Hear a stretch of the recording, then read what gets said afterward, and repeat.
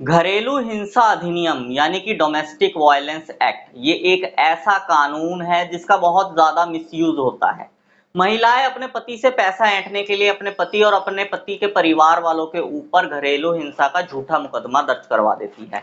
ऐसे में निर्दोष होने के बावजूद भी पति और उसके परिवार वालों को उस केस में काफी हरेसमेंट फेस करनी पड़ती है और उनके पास कोई ऑप्शन भी नहीं होता कि वो उस मुकदमे को हाई कोर्ट से जाकर क्वैश करवा ले, क्योंकि पीछे जो कानून चेंज हुए थे उनमें काफी सारी चेंजिंग ऐसी हो गई थी कि बहुत ज्यादा कंफ्यूजन क्रिएट हो गई थी। लेकिन अब सुप्रीम कोर्ट ने हर चीज बिल्कुल क्लियर कर दी है और अब जो झूठे मुकदमे में पुरुष फंसे हुए हैं, खासकर वो लोग जिनके ऊपर घरेलू हिंसा अधिनियम कानून के अंतर्गत झूठा मुकदमा दर्ज हुआ है, अब वो हाई कोर्ट जाकर भी अपने डीवी एक्ट के केस की क्वेश्चन करवा सकते हैं।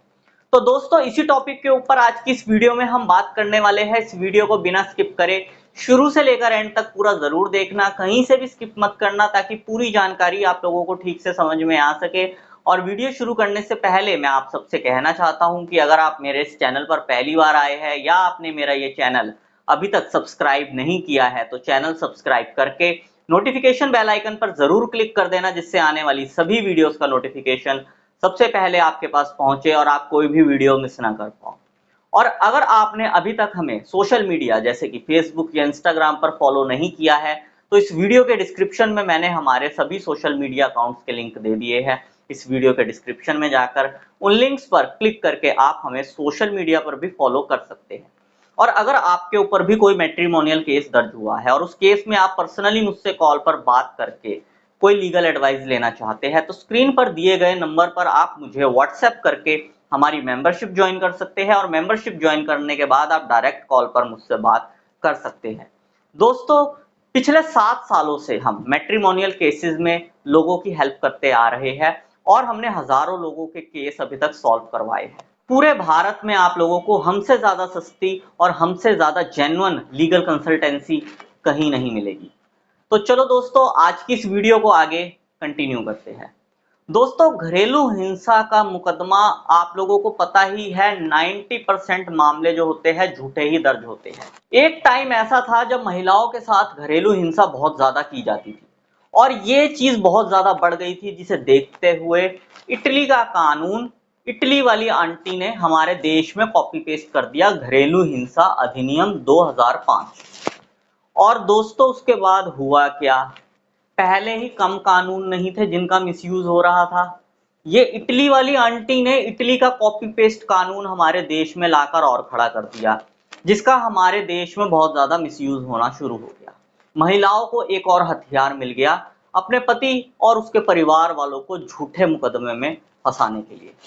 कई मामले ऐसे होते हैं जिसमें पति और पति के परिवार वालों के पास सबूत होते हैं, पर्याप्त सबूत होते हैं, और वो उन पर्याप्त सबूतों को दिखाकर कोर्ट में ये साबित कर सकते हैं कि वो जो मुकदमा उनके ऊपर दर्ज करवाया गया है वो झूठा दर्ज करवाया गया है। लेकिन निचली अदालतों का जो प्रोसेस है वो काफी लंबा जाता है और बहुत अलग होता है।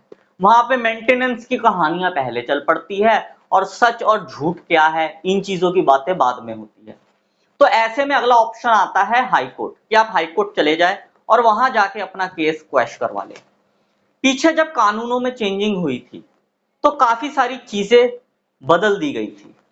कानून में यह कर दिया गया था कि अगर अब आप लोगों को हाई कोर्ट में डीवी एक्ट के केस की क्वेश्चन के लिए आना है, तो आपको आर्टिकल 227 में आना पड़ेगा। आपका मुकदमा 227 में ही क्वैश होगा। हालांकि किसी किसी हाई कोर्ट में वो चीज मानी जा रही थी, किसी किसी हाई कोर्ट में वो चीज नहीं मानी जा रही थी, जिसकी वजह से बहुत ज्यादा कंफ्यूजन हो गई थी और कुछ भी क्लियर नहीं हो पा रहा था लोगों को कि हम हाई कोर्ट क्वेश्चन के लिए जाए तो जाए कैसे। लेकिन सुप्रीम कोर्ट ने अब एक चीज बिल्कुल क्लियर कर दी है कि अगर आप हाई कोर्ट डीवी एक्ट यानी कि डोमेस्टिक वायलेंस एक्ट, घरेलू हिंसा अधिनियम के कानून में अगर आपके ऊपर मुकदमा दर्ज हुआ है और उस मुकदमे की क्वेश्चन लेकर आप हाई कोर्ट जा रहे हो, तो आपको सीआरपीसी की धारा 482 या फिर बीएनडब्ल्यूएस की धारा 528 के अंतर्गत आना है। दोस्तों, अगर आपका घरेलू हिंसा का मुकदमा जून 2024 से पहले दर्ज हुआ है, तो आपको सीआरपीसी की धारा 482 का इस्तेमाल करना है हाई कोर्ट में क्वैशिंग के लिए। और अगर आपका मुकदमा जून 2024 के बाद दर्ज हुआ है तो घरेलू हिंसा की क्वैशिंग के लिए आपको हाई कोर्ट BNSS की धारा 528 के अंतर्गत जाना है। और इन धाराओं का इस्तेमाल करके अब आप बड़े ही आराम से घरेलू हिंसा का केस हाई कोर्ट से क्वैश करवा सकते हो। आपको किसी भी एक्स्ट्रा ऑर्डिनरी जजमेंट की जरूरत नहीं पड़ेगी। बाकी दोस्तों, क्या आपके ऊपर भी घरेलू हिंसा का झूठा मुकदमा दर्ज हुआ है? अगर आपके ऊपर भी घरेलू हिंसा का झूठा मुकदमा दर्ज हुआ है तो इस वीडियो के कमेंट बॉक्स में जरूर लिखना, वी वांट जस्टिस। बस यही जानकारी दोस्तों आज की इस वीडियो में मैं आप लोगों को देना चाहता था। उम्मीद करूंगा आपको ये जानकारी पसंद आई होगी। अगर आपको ये जानकारी पसंद आई हो तो इस वीडियो को लाइक जरूर कर देना। इस वीडियो को बाकी लोगों के साथ भी शेयर कर देना ताकि बाकी लोगों तक भी ये जानकारी पहुंच सके। और अगर आप लोगों का मेरे लिए कोई सजेशन हो तो कमेंट बॉक्स में जरूर लिखना। और इस चैनल को अभी तक सब्सक्राइब नहीं किया है तो चैनल सब्सक्राइब जरूर कर देना ताकि सारी वीडियोस की लेटेस्ट अपडेट सबसे पहले आपके पास पहुंच सके। मैं मिलता हूं आपसे अगली वीडियो में। Thank you very much.